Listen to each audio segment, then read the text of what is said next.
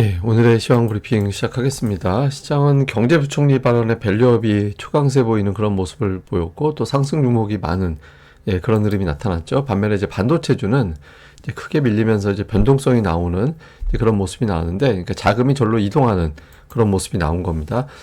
수급에서는 외국인들이 6일 중에서 5일 순매도하는 그런 모습을 보였는데, 매도는 특정 종목에 좀 집중되는 그런 모습을 좀 보였고요. 뭐 금융주 지주에다 자동차 같이 이제 밸류업 이슈에 맞는 종목군들이 주로 상승하면서 지수를 견인을 하는 그런 모습을 보였습니다. 첫 번째는 우선 이제 반도체가 상당히 약세 보였는데, 뭐 엔비디아가 많이 빠졌잖아요. 뭐 엔비디아뿐만 아니라 미국에서 중요한 반도체주가 되게 큰 폭으로 빠졌고, 최근에는 반도체가 뭔가 뭐 뉴스만 나오면 실적 발표하면 실적 발표하는 것 때문에 빠지고, 실적 발표 안 하면 안 하는 대로 빠지고, 이제 투자들이 조금 불안해하는 그런 모습이 나타나게 된 거죠. 그렇게 되면서 필라델피아 반도체 지수가 이제 급격하게 빠졌고, 코스닥 반도체 지수도 이제 같이 빠지는 그런 모습을 보였는데, 특이한 건 뭐냐면 필라델피아 반도체 지수가 코스닥 반도체보다 더 많이 올라 있었거든요. 근데 지금은, 그러니까 작년도 7월 이후, 작년도 하반기부터 지금까지 놓고 보면 미국 반도체 지수랑 코스닥 반도체 업종 수익률이 똑같아졌습니다. 이제 그러니까 압도적으로 미국이 더 강했었는데 지금은 수익률이 사실상 똑같아졌거든요. 그러니까 미국 반도체 관련주들이 그만큼 단기적으로 낙폭이 컸다라는 건데, 뭐 낙폭이 크면 큰 대로도 자금 이탈했겠지만 제가 보기에는 옵션 같은 거래가 많이 걸려서 이렇게 유난히 빠진 거일 수도 있거든요. 또 공매도도 많이 터진 것 같고, 그러니까 이게 또 반대 방향으로 또 옵션이 걸릴 수도 있어서 변동성은 상당히 좀 커질 것 같습니다.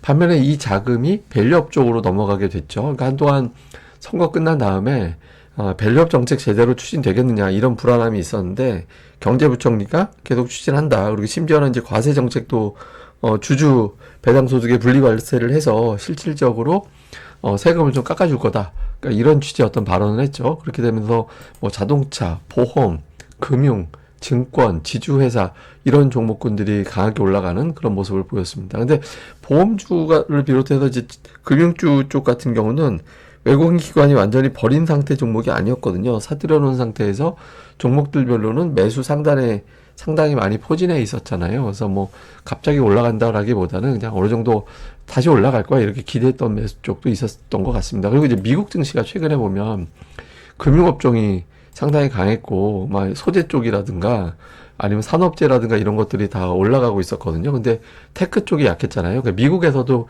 이미 테크 팔고, 흔히 얘기하는 예전으로 치면 가치 투자, 여기에 해당되는 종목군들 쪽으로 자금이 좀 분산되는 모습이 나와서 오늘 뭐 경제부총리의 발언뿐만 아니라 미증시의 어떤 트렌드를 또 쫓아서 가는 그런 모습도 나왔던 것 같습니다. 근데 제가 아까도 말씀드렸듯이 이런 움직임 이면에는 또 옵션 관련된 거래도 어느 정도 영향을 줬다라고 보기 때문에 이 흐름이 또 반대로 또 뒤집히는 그런 흐름이 나올 가능성도 있다라는 점도 봐야 될 것 같습니다.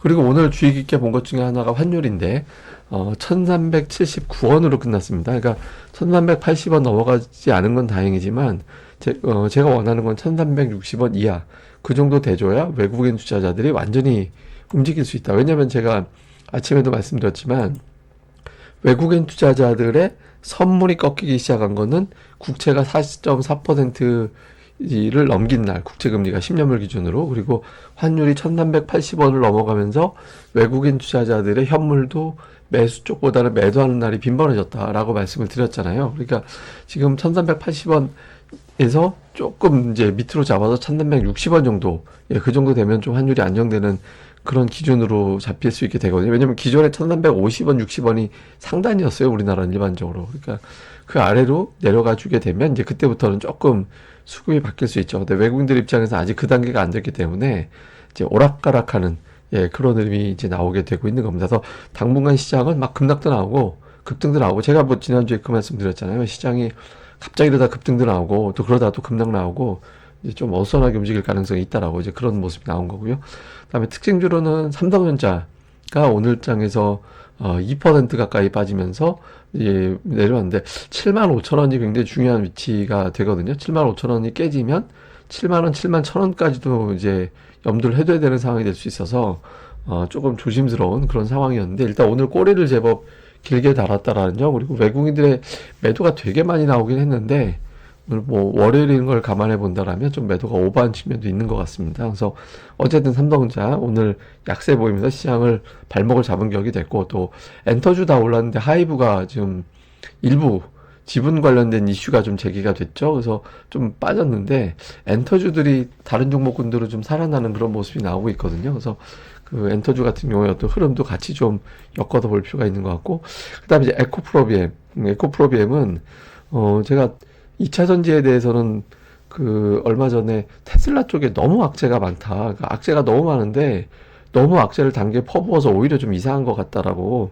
그러니까 이제 물론 오늘 뭐 2차 전지가 올라가는 게 완전 바닥을 쳐서 대세가 바뀌었어 이렇게 얘기할 상황은 아니지만, 악재를 너무 많이 퍼붓게 되면 더 나올 게 뭐가 있을까 이런 어떤 판단을 투자자들이 하게 되거든요. 근데 이게 에코프로비엠, 엔캠 이런 것들이 오락가락하고, 또 이제 코스피 이전 상장되는 종목도 있고 막 이런 것들이 좀 굉장히 어수선하게 움직일 때라서 2차 전지도 어쩌면 시장에서는 주목을 좀 받을 가능성이 있습니다. 이게 뭐 긍정적이든 부정적이든. 그래서 2차 전지 흐름은 계속해서 좀 모니터링을 해보는 게 중요할 것 같습니다. 자, 수급에서는 외국인들이 7,500억 원이나 팔았고, 선물은 매수로 바뀌었습니다. 그러니까 환율이 살짝 마이너스 나니까 조금 매수를 해줬는데, 이거 갖고는 택도 없고요. 그러니까 이제 제가 뭐 선물이 윗방향, 그러니까 선물 매수 여력은 6만 계약이 넘고 매도 여력은 한 3만 계약 정도 되는 것 같다. 그래서 지금 2대1 비율로 매수하려면 올릴 수 있다. 근데 이제 외국인들이 하려는 이제 분위기 조성, 환율이 빠지는 그런 움직임, 채권 금리가 좀 내려가는 추세, 이런 조건들이 좀 만들어지느냐, 이게 이제 되게 중요하거든요. 그래서 그런 조건만 맞아 떨어진다라면 뭐 아래로 100포인트, 위로는 200포인트, 뭐 제가 그런 표현 드립니다만은, 이제 그런 흐름이 좀 뒤집어질 수 있어서 선물이 매수로 바뀌는 순간 또 삼성전자도 돌아서게 되거든요. 그래서 좀 이 흐름, 당분간 현물도 현물이지만 이것도 같이 좀 봐야 될 것 같습니다. 그리고 종목 오늘 외국인들이 삼성전자 7,500억을 코스피 매도했는데, 삼성전자를 무려 6,400억을 하루에 팔았고요. 하이닉스까지 합치면 거의 8,000억. 예, 한미반도체까지 그냥 완전히 그냥 뭐 엔비디아 빠졌다고 이거 다 팔아버렸고, 자동차 매수를 했죠. 그리고 특이하게 이제 바이오 제약 관련된 종목군들이 좀 들어가 있고, 그 아래는 뭐 그냥 지주회사, 뭐 건설주, 하여튼 골고루 다 포진을 했고요. 기관은 오늘 하이브라든가 뭐 이런 것들 이제 매도했습니다만은, 매수 쪽을 삼성전자를 샀어요. 예, 삼성전자를 좀 매수하면서 기관은 받았고, 하이닉스 역시 사서 두 종목 3천억 받았고, 다음에는 이제 보면 뭐 자동차, 금융, 밸류업 관련된 종목군들을 좀 포진시키는 그런 모습을 보였죠. 그다음에 외국인들은 코스닥에서는 조금 뭐 업종별 특징은 없었던 것 같아요. 뭐 반도체 사고 팔고 종목들이 엇갈리고, 그 외에는 이렇게 특별한 업종을 좀 집중적으로 담았다, 이렇게 평가하기는 좀 애매하거든요. 근데 어쨌든 오늘 같은 날 외국인이 반도체를 좀 받았고, 반면에 이제 기관은 뭐 반도체 쪽 매도가 되게 많았죠. 뭐 STI라든가 PSK 홀딩스라든가 ISC라든가, 그러니까 HBM 관련된 종목으로 분류가 됐던 뭐 인텍플러스도 마찬가지고, 그래서 그 HBM으로 엮였던 종목군들을 좀 대거 매도를 했고요. 반면에 이제 뭐 에코프로비엠이라든가 2차 전지 관련된 종목이라든가 뭐 엔터주, JYP, SM 이런 것들을 좀 담는 모습을 좀 보였고, 그 외에는 뭐 일부 제약 바이오 계열의 종목군들도 약간은 담는 그런 모습을 보인 게 특징이었습니다. 자, 시장을 좀 요약해 보면, 반도체가 너무 종목들 가지고 흔들었거든요. 그 제가 2차 전지 때 테슬라 가지고 너무 악재가 많이 나와서 오히려 좀 이상한 것 같다고 뭐 그런 말씀을 드렸었잖아요. 그래서 좀 반도체가 또 그 단계로 가고 있는 것 같은 느낌도 들거든요. 그래서 좀 반도체 쪽에 대한 흐름은 계속해서 모니터링을 좀 해봐야 될 것 같고요. 그리고 외국인 투자자들이 지금 6일 중에서 5일 팔고 있는데, 이런 페이스가 이어지면 지수가 똑바로 된 반등이 나오기가 어렵습니다. 그러니까 하루 오늘 반등 나오면 다음날 또 빠지고 이런 형태가 될 수 있거든요. 그러니까 적어도 환율이라도 좀 내려가는 추세가 만들어지느냐, 요거 되게 중요합니다. 그래서 환율의 어떤 움직임, 오늘 1380원 밑으로 일단 끝나긴 했습니다만은 이 아래로 좀 넉넉하게 내려주는 게 되게 중요하죠. 그리고 종목으로는 하이닉스가 실적 발표 앞두고 있는 상태인데, 이게 이제 왜 중요하냐면, 아예 그냥 밸류업이 한동안 독주를 할 거냐, 그쪽으로 갈 거냐, 아니면 이제 반도체라든가 이런 쪽으로 다시 넘어올 거냐. 그러니까 지금의 어떤 흐름이 시소, 주도주 경기, 약간의 키 맞추기, 여러 가지 시나리오가 나올 수 있잖아요. 그래서 그 바로미터로 봐야 되는 종목이 하이닉스가 되거든요. 그래서 하이닉스 추이 좀 볼 필요가 있고요. 그리고 역시 이 구도에서는 이제 이 두 개, 지금 시소를 명백하게 두 쪽에서 타고 있거든요. 그래서 이 두 개 쪽의 시소 게임이 당분간 좀 이어질 가능성이 있다. 그래서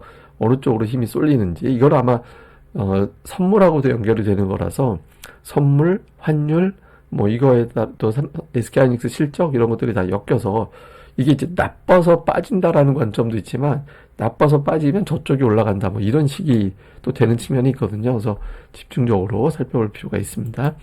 그 다음에 이거 뭐 아침에 말씀드렸던 건데 삼성전자가 한 주에 7% 빠지면 이제 그 다음 주에는 올라가고 내려가고 4대3 정도 비율 되는데 2주에는 6대1 비율로 올라가는 경우가 압도적으로 많았거든요. 그래서 삼성전자 2주 안에 이제 플러스가 난다. 근데 그게 추세 반전인 건 알 수는 없고 기술적 반등하고 또 빠질 수도 있다라고 말씀을 드렸잖아요. 근데 이제 삼성전자 PBR 차트를 보면 지금 이렇게 그러니까 하이닉스는 조금 부담스러운 지점 뚫고 나갔거든요. 근데 삼성전자는 아직까지는 그런 위치는 아니에요. 그러니까 PBR 밴드 상으로 봤을 때는 조금 아직까지는 뭐 상승하기엔 여력이 좀 있다라고 봐야 돼서 이게 완전히 끝났다라는 관점보다는 단기적인 노이즈가 나오면서 좀 흔들리는 구간이다 라고 봐야 될 것 같습니다. 그래서 시장에서는 좀 시소 관계에서 완전히 일방적으로 밸류 업종만 바라볼 게 아니라 좀 골고루 수급 동향 이쪽도 이제 모니터링 하면서 좀 체크를 좀 해보면서 이것 때문에 빠진 종목군들이 또 언제 돌아서는지 타이밍을 또 모색해 보는 것도 중요할 것 같습니다.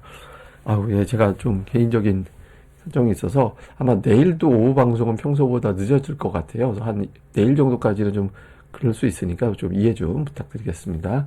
예, 감사합니다. 그럼 저는 또 다음에 뵙겠습니다. 이 방송 구독하기, 좋아요 많이 부탁드립니다.